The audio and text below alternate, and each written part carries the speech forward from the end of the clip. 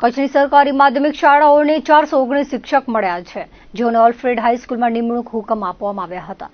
ગુજરાત સરકાર શિક્ષણ વિભાગ પ્રેરિત અને કમિશનર શાળાઓની કચેરી ગાંધીનગર અને જિલ્લા શિક્ષણ અધિકારી કચેરી ભુજ દ્વારા સરકારી માધ્યમિક શાળાઓના નવનિયુક્ત શિક્ષણ સહાયકોને નિમણૂક હુકમ વિતરણનો કાર્યક્રમ મહાનુભાવોના હસ્તે ઓલ્ફ્રેડ હાઈસ્કૂલ ખાતે યોજાયો હતો. ઓલ્ફ્રેડ હાઈસ્કૂલ ખાતે 419 જેટલા હુકમ વિતરણ કરવામાં આવ્યા હતા. આ તકે ધારાસભ્ય કેશુભાઈ પટેલ, અનિરુદ્ધ દવે, પીએમ જાડેજા સહિતના હાજર રહ્યા હતા. જિલ્લા શિક્ષણ અધિકારી સંજય પરમારે વિગતો આપી હતી. કચ્છ જિલ્લામાં શિક્ષકોની ઘટ પૂરવા માટે સરકાર કટિબદ્ધ છે અને આગામી સમયમાં પણ ખૂટતા શિક્ષકો કચ્છને આપવામાં આવશે તેમ ઉપસ્થિત આગેવાનોએ ઉદ્બોધનમાં જણાવ્યું હતું. આ ભરતી બાદ પણ જો શાળાઓમાં જગ્યા ખાલી રહે છે તો વેઇટિંગ ઉમેદવારોની પસંદગી કરવામાં આવશે. 4 તબક્કામાં કચ્છને 850થી વધારે શિક્ષકો મળતા શિક્ષણની ગુણવત્તા વધશે. પ્રથમ વખત મોટી સંખ્યામાં નિમણૂક હુકમ લઈ રહ્યા છીએ. ખાસ કરીને સ્થાનિક ઉમેદવારો પણ મળી રહ્યા છે. તમામ નવનિયુક્ત શિક્ષકોને અભિનંદન આપવામાં આવ્યા હતા. માધ્યમિક શાળામાં નવા શિક્ષકો આવવાથી બોર્ડનું પરિણામ હજુ વધુ સારું મળશે તેમ જણાવાયું હતું. આજરોજ માધ્યમિક વિભાગની આપણે શિક્ષકોની ભરતી આજરોજ રાખવામાં આવેલી છે. ખાસ કરીને શિક્ષણ વિભાગ દ્વારા અગાઉ સરકારી અને જે ગ્રાન્ટેડ એ શાળાઓની માટેની શિક્ષકો માટેની જાહેરાત આપવામાં આવેલી હતી. પ્રથમ તબક્કાના અંદર આપણે ઉચ્ચતર માધ્યમિક સરકારી અને ગ્રાન્ટેડ એ શિક્ષકોની ભરતી પૂર્ણ કરી. ખાસ કરીને સરકારી ઉચ્ચતર માધ્યમિકના અંદર 293 અને ગ્રાન્ટેડના અંદર 94 એ ઉમેદવારો આપણને મળેલા હતા. અને આજ રોજ જે માધ્યમિક વિભાગના અંદર કુલ આપણે 419 જેટલા ઉમેદવારોને આપણે હુકમ વિતરણ કરી રહ્યા છીએ. ઓલ્ફ્રેડ ખાતે સવારે 9 વાગ્યાથી આ કામગીરી આપણી ચાલુ છે અને લગભગ અત્યાર સુધીના અંદર 300 જેટલા ઉમેદવારોનું વેરિફિકેશન અને હુકમ એ તૈયાર કરી દીધા છે. આજના આ હુકમ વિતરણ કાર્યક્રમના અંદર આપણા તમામ ધારાસભ્ય સાહેબનું આપણું આમંત્રણ આપેલું છે. અત્યારે અમારા નગરપાલિકાના ભુજના પ્રમુખ પણ અહીં હાજર છે. જિલ્લા શિક્ષણ સમિતિના ચેરમેન સાહેબને પણ આપણે આમંત્રણ આપેલું છે. જિલ્લા પંચાયતના પ્રમુખ સાહેબને પણ આમંત્રણ આપેલું છે. એ બધા મહેમાનોના હસ્તે આપણે આ હુકમ વિતરણ કરીશું. અને ખાસ કરીને જે કચ્છના અંદર જે આપણે અત્યાર સુધીના અંદર આપણે જ્ઞાન સહાયકોથી ચલાવતા હતા, અત્યારે આપણને રેગ્યુલર શિક્ષકો મળી રહ્યા છે. અને અત્યારે આ 4 તબક્કાની ભરતીના અંદર ટોટલ 850થી વધુ શિક્ષકો એ કચ્છ જિલ્લાને મળશે. એટલે લગભગ અંશતઃ તમામ શાળાઓના અંદર આ નવીન શિક્ષકો આવવાથી શિક્ષણ કાર્યના અંદર ગુણવત્તાલક્ષી શિક્ષણ આપણે કરાવી શકીશું. અને ખાસ કરીને આપણે 10મા 12માના અંદર આપણે આમ તો છેલ્લા 3 વર્ષથી ખૂબ પરિણામ સારું મળે છે. એટલે આપણે એ પરિણામના અંદર પણ એના અંદર પણ આપણે સુધારો કરીશું અને ખૂબ સુંદર પરિણામ આ અંતરિયાળ વિસ્તારોના જે શાળાઓ છે એના અંદર આપણને મળશે. અને તમામ જે નવા ઉમેદવારો જે કચ્છના અંદર પહેલી વખત પોતાની નિમણૂક લઈ રહ્યા છે, એટલે તમામ ઉમેદવારોને અહીંથી અમે અભિનંદન આપીએ છીએ. ખાસ કરીને વાલીઓ પણ અહીં જોડાયા છે. એટલે વાલીઓને પણ પોતાના જે દીકરા દીકરી એને સરસ મજાની અહીં કચ્છના અંદર કાયમી સરકારી એને નોકરી મળી છે, એટલે એ લોકોને પણ અભિનંદન. ખાસ કરીને કચ્છ માટે આ ખૂબ સારા સમાચાર છે કે એના અંદર આપણા લોકલ ઉમેદવારો પણ આપણને આ વખતે મળ્યા છે, એટલે ખૂબ કચ્છ માટે સારી બાબત છે. લગભગ આ ભરતી પૂર્ણ થશે એના પછી તમામ જગ્યાઓ ભરાઈ જશે. કદાચ કોઈ ઉમેદવાર ગેરહાજર રહેશે તો એ સંજોગોના અંદર વેઇટિંગના અંદરથી આપણે નિમણૂક આપી અને આ ઘટ પૂર્ણ કરીશું. વચ્ચે કોઈ ખાલી જગ્યા પડશે તો આપણા ત્યાં જ્ઞાન સહાયકોનું મેરિટ યાદી આપણી જોડે તૈયાર છે. એટલે એવી શાળાના અંદર કોઈ રજા ઉપર જશે એ સંજોગોના અંદર આપણે જ્ઞાન સહાયકથી નિમણૂક કરીશું અને તમામ જગ્યાઓ આપણી પૂર્ણ થશે.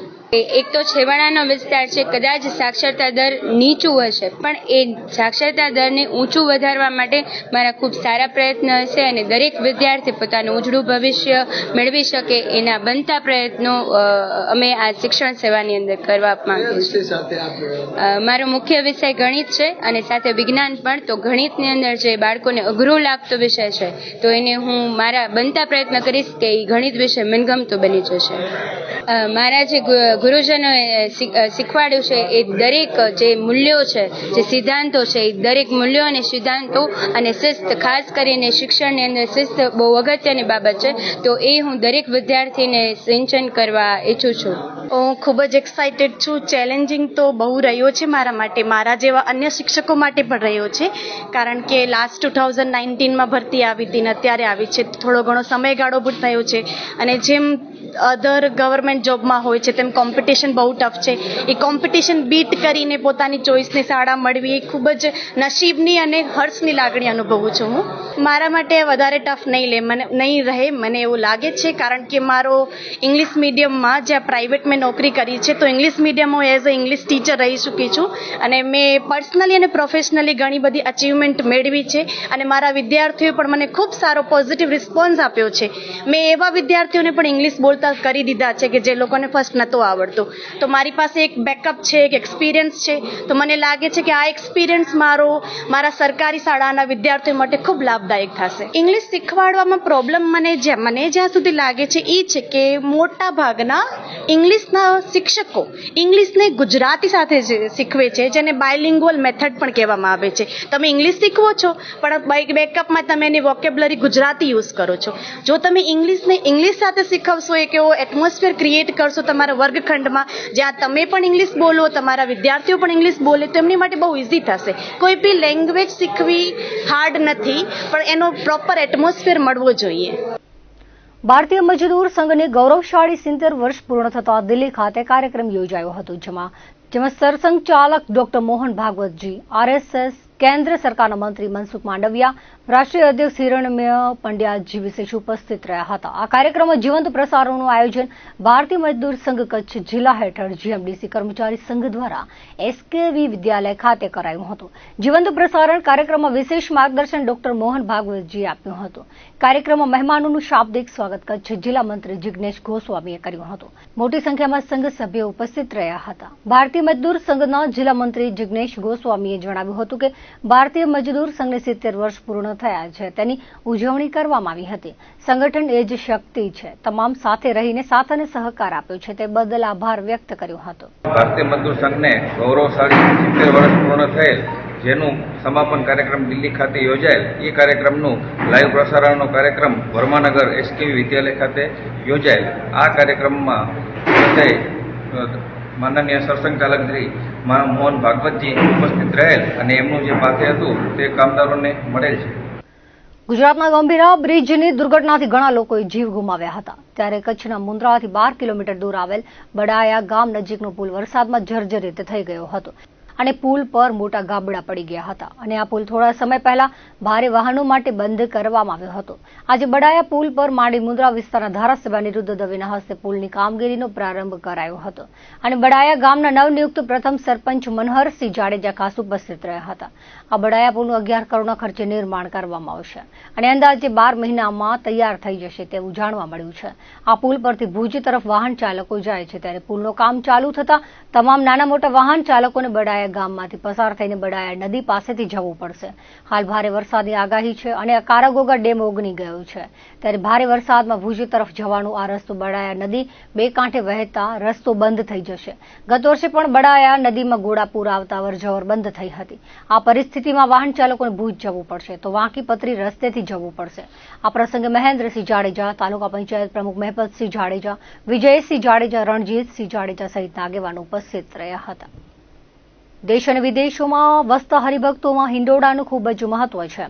જ્યાં સુધી કચ્છ દેશની વાત કરીએ તો નરનારાયણ દેવ તાબા હેઠળના ભુજ અને પ્રસાદી મંદિરો ખાતે કલાત્મક હિંડોળાનો પ્રારંભ કરવામાં આવ્યો છે.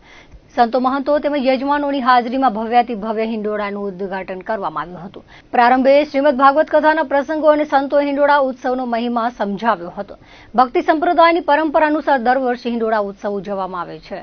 હિંડોળા ઉત્સવ એટલે ભગવાન શ્રી હરિને પ્રેમના ઝૂલે ઝૂલાવાનો અનમોલ અવસર.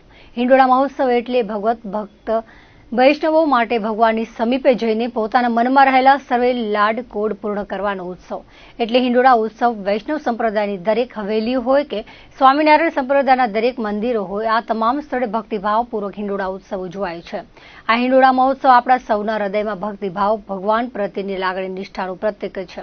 સ્વામિનારાયણ ભગવાન પણ પોતાના સમય દરમિયાન અનેક ભક્તોના ભાવ હિંડોળામાં બિરાજમાન થઈને પૂર્ણ કર્યા હતા. હિંડોળા પ્રારંભ પ્રસંગે ભુજ, માંડવી, રાપર તેમજ ગુરુકુળોમાંથી સંતો, મહંતો ઉપરાંત મોટી સંખ્યામાં હરિભક્તો પધાર્યા હતા. સંતો ભક્તો સાથે તમામ યજમાનોએ મુખ્ય ડોમમાં અને મંદિરોમાં રહેલ હિંડોળાનું ઉદ્ઘાટન કર્યું હતું. કલાત્મક હિંડોળામાં શિક્ષાપત્રે, દ્વિશતાબ્દી ખંડ, ઓપરેશન સિંદૂર, બ્રહ્માંડ દર્શન, દરબારગઢ સાથે ત્રણેય મંદિરોમાં 51 હિંડોળા અને અનેક કલાત્મક વિવિધ હિંડોળાઓ બનાવવામાં આવ્યા છે. મોટી સંખ્યામાં ભક્તોએ દર્શન કરીને ધન્યતા અનુભવી હતી. દર વર્ષની મુજબ હિંડોળાનો ભુજ મંદિર દ્વારા પ્રારંભ થઈ ચૂક્યો છે. તો ભુજ મંદિરના મહંત સામે, ઉપમહંત સામે, જાદવજી ભગત તમામ સંતોના આશીર્વાદથી જે હિંડોળામાં સોંપાયેલા સંતો, સાંગજી બહેનો, ભક્તો ખૂબ એના ભાવથી હિંડોળા તૈયારી કરી રહ્યા છે અને સરસ હિંડોળા બનાવ્યા છે. એમાં ખાસ કરીને કહેશું તો આ વર્ષે ભુજ, અંજાર, માંડવી, પ્રસાદી મંદિર, અંજાર, રાપર તમામ મંદિરો અંદર હિંડોળાનો ભવ્યથી ભવ્ય ભક્ત પ્રારંભ થઈ ચૂક્યો છે. વિશેષ કરીને કહેશો તો ભુજ મંદિરની અંદર મુખ્ય જે ઘુમટ એની અંદર પણ 12 હિંડોળાના ભવ્યથી ભવ્ય દર્શન થઈ રહ્યા છે. એમાં ખાસ કરીને કહેશો તો ઘુમટની અંદર મુખ્ય હિંડોળો 30 ફૂટનો હિંડોળો એના જે ભવ્યથી કલાત્મક હિંડોળા જે સાંજયોગી બહેનો બનાવ્યા છે. દર્શન માટે ભક્તો આવજો, જરૂરથી તમને આનંદ થશે, હૃદયમાં આનંદ થશે, આવો ભાવ થશે એવો હિંડોળો સરસ મજાનો ભક્તો દર્શન ખોલવા મૂકવામાં આવ્યા છે. તો 1 માસ સુધી ચાલનારા મહા મહોત્સવમાં તમામ ભક્તોને દર્શન કરવા માટે અમે અપીલ કરીએ છીએ. આવજો. અને ખાસ કરીને શ્રાવણ માસનો પણ પ્રારંભ થઈ ચૂક્યો છે. મંદિરની અંદર શિવ ભગવાનનું પણ પૂજન સવારે રોજ થઈ રહ્યું છે. એનો પણ દિવ્ય લાભ લેવા પણ અમારું ભાવભીનું ભક્તો આમંત્રણ છે.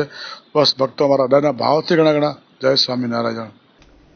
દેવાધિદેવ મહાદેવને પરમ પ્રિય એવા શ્રાવણ મહિનાનો પ્રારંભ થઈ રહ્યો છે ત્યારે નખત્રાણાના શિવાલયોમાં ભક્તો ભોળાનાથના દર્શન કરવા ઉમટી પડ્યા છે. સૃષ્ટિમાં જીવોના કલ્યાણાર્થે સતત સમાધિમાં મંત્ર જપ તપ અનુષ્ઠાન દ્વારા શિવ ભક્તો ભોળાનાથને આવકારવા લીન છે. કચ્છના પ્રાચીન મંદિરો ભાવિકોને આવકારવા સજ્જ થયા છે. શિવાલયોને રંગરોગાન કરવામાં આવ્યા છે. સાફ સફાઈના કાર્ય ચાલી રહ્યા છે. મંદિરોને રોશનીથી શણગારવામાં આવ્યા છે. લાઇટ સાથે ડેકોરેશન અને સાઉન્ડથી સજ્જ શિવાલયોમાં દર સોમવારે 4 પ્રહરની પૂજા, રુદ્રી, સંતવાણી, મહાઆરતી, બટુક ભોજન, ધૂન, સત્યનારાયણની કથા સહિતના ધાર્મિક આયોજન થશે. ઉપરાંત ઉપાસના સાધના, શિવ મહાપુરાણની કથા, દૂધની લોટી, બિલીપત્ર ચડાવી શિવજીના ગુણગાન ગવાશે. દરિયાખેડુ શ્રાવણ પૂનમે દરિયાદેવનું પૂજન કરશે. ધીંગી મેઘ મહેરથી કચ્છરડો છલકાયો છે. શ્રાવણમાં પ્રકૃતિ સોળે કળાએ ખીલી ઉઠી છે. શ્રાવણ માસનો પ્રારંભ થયો છે ત્યારે લખપત તાલુકાના પાણદ્રોજ સિદ્ધેશ્વર મહાદેવ મંદિર ખાતે અમાસ નિમિત્તે વહેલી સવારે આરતી પૂજન, શોભાયાત્રા, જલયાત્રા, અભિષેક પૂજા સહિતના આયોજનો કરાયા છે અને સાંજે મહાઆરતીનું પણ આયોજન કરાયું છે. વહેલી સવારથી સિદ્ધેશ્વર મહાદેવ મંદિરે શિવ ભક્તોની ભીડ ઉમટી હતી. વાજતે ગાતે નગરમાં શોભાયાત્રા નીકળી હતી. શિવ મંદિરના પૂજારી પૂજા અર્ચના અને મહાઆરતી કરી હતી. કાર્યક્રમને સફળ બનાવવા સિદ્ધેશ્વર મહાદેવ મંદિર સમિતિના સભ્યો જહેમત ઉઠાવી હતી. શ્રાવણ માસના દર સોમવારે સાંજે મહાઆરતી તેમજ પ્રસાદનું આયોજન કરવામાં આવ્યું છે. દર્શક મિત્રો, આ હતા અત્યાર સુધીના કચ્છુદર ટીવી સમાચાર. ફરી મળીશું નવા સમાચારો સાથે, નવી અપડેટ સાથે. ત્યાં સુધી મને રજા આપશો. નમસ્કાર.